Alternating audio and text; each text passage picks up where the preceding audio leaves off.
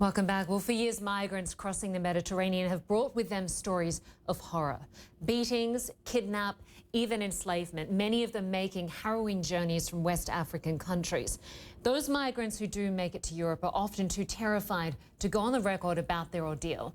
Well, for the last year, CNN has been working to bring these stories to light. And a CNN team comprising of Nima Elbagir, producer Razek and photojournalist Platt were able to travel to Libya to witness the true inhumanity for themselves. They got access to a migrant slave auction where men were sold like commodities. Here's Nima Elbagir.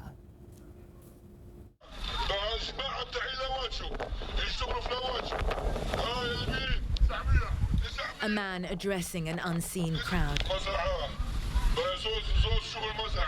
Big, strong boys for farm work, he says. 400. 700. 700? 800. The numbers roll in. These men are sold for 1,200 Libyan pounds, $400 a piece. You are watching an auction of human beings.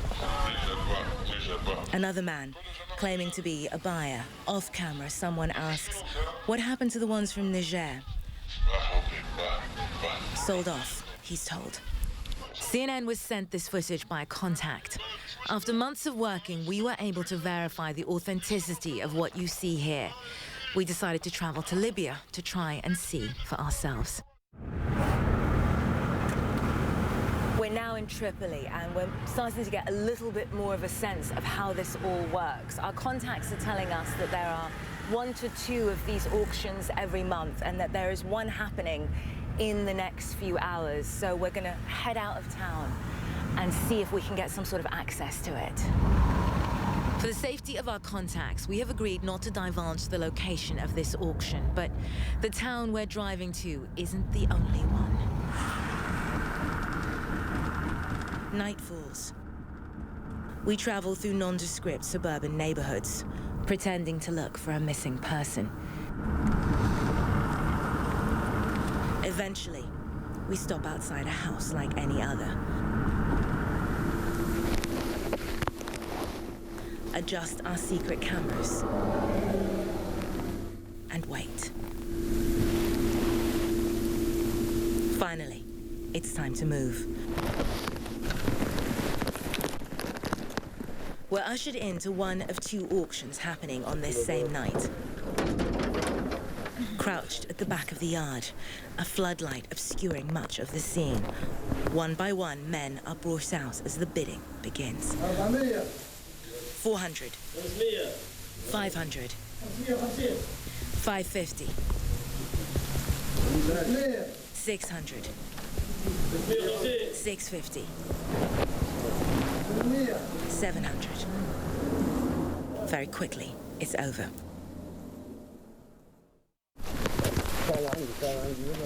We ask if we can speak to the men. The auctioneer, seen here, refuses. We ask again if we can speak to them, if we can help them. No, he says. The auction's over, we're told. And we're asked to leave. That was over very quickly. We walked in, and as soon as we walked in, the men started covering their faces, but they clearly wanted to finish what they were doing, and they kept bringing out what they kept referring to in Arabic as al-budaa, the merchandise. All in all, they admitted to us that there were 12 Nigerians that were sold in front of us. And I honestly don't know what to say. That was probably one of the most unbelievable things I've ever seen. If they don't want to take us to Italy, let us take us to our various countries. These men are migrants with dreams of being smuggled to Europe by sea. Excuse me, can I speak? We are going inside. Have a seat in your place. Have a seat in your place. They come in their thousands from Niger, Mali, Nigeria, Ghana. It's hard to believe that these are the lucky ones, rescued from warehouses like the one in which we witnessed the auction. They're sold if those warehouses become overcrowded or if they run out of money to pay their smugglers. Of these rescued men, so many here say they were held against their will. It doesn't take us long to find victory. Just take us home. No food, no water. Just take us home. Want to go? No food, no water, nothing. Victory was a slave.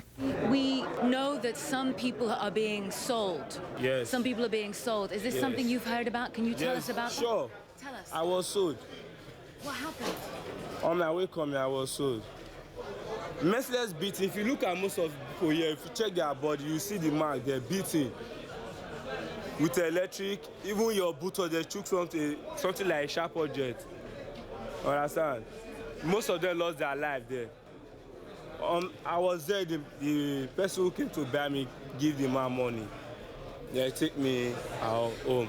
So the money was not even much. Other migrants now start to come forward with their stories. They took people to work by force. Even when we are at the seaside, when we are working the work, they will be beating you. When you are working the work, I'm doing your work. They will be maltreating us. Higher. Something is out of our hands. But I promise you, I will take care of your husband and the others. Anas Al-Azabi is the supervisor here. With no international support, it's his job to look after the captured migrants until they can be deported. He says every day brings fresh heartbreak.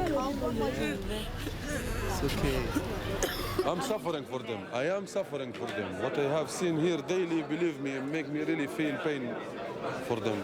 They come and every story is a special case. Few they was abusing them, few they stole them money. Have you heard about people being auctioned off, about migrants being sold? Honestly, we hear the rumors, but there is nothing is obvious in front of us. We don't have evidence.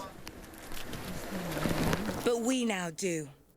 CNN has delivered this evidence to the Libyan authorities, who have promised to launch an investigation so that scenes like this are returned to the past.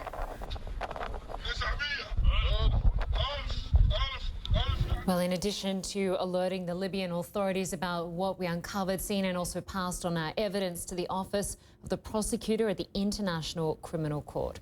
Well, our Nima Elbagir joins me live from London with more on this exclusive report. And Nima, it just takes my breath away. Incredible reporting by you and the team. Just give us a sense of the logistics, what it took to track down these people that could take you to these auctions. Well, this was a story we actually started looking into about 3 years ago.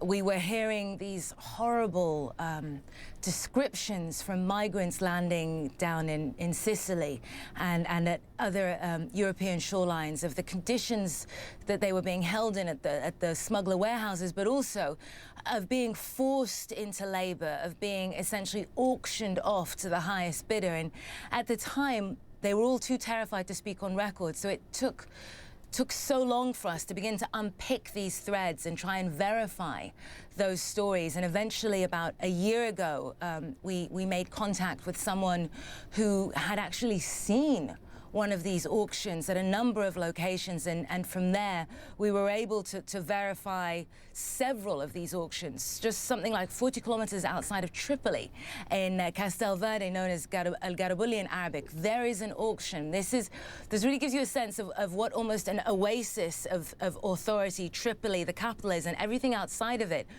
really is such a kind of an unknown quantity in terms of the security. And so it was through these networks that we were finally able to bear down on the one that would be most accessible to us. And even then, Lynda, it really does speak to the brazenness of the people carrying out these auctions that we were able to access them at all. They really didn't care that we were there. They really didn't feel that there was anything that could be done to stop them. And so for them, we were at best an annoyance. Wow, certainly a risky assignment for you and the team, and for the person that passed on that vision. I would love to talk to you more about it. We've got to leave it there for now, Nima, but thank you so much to you and your team. Thanks, Lynda. Well, there's so much more of CNN's exclusive reporting on the migrants for sale in Libya on CNN.com. There's situations beyond imagination for most of us. And as we've seen, refugees turned into slaves and sold to the highest bidder.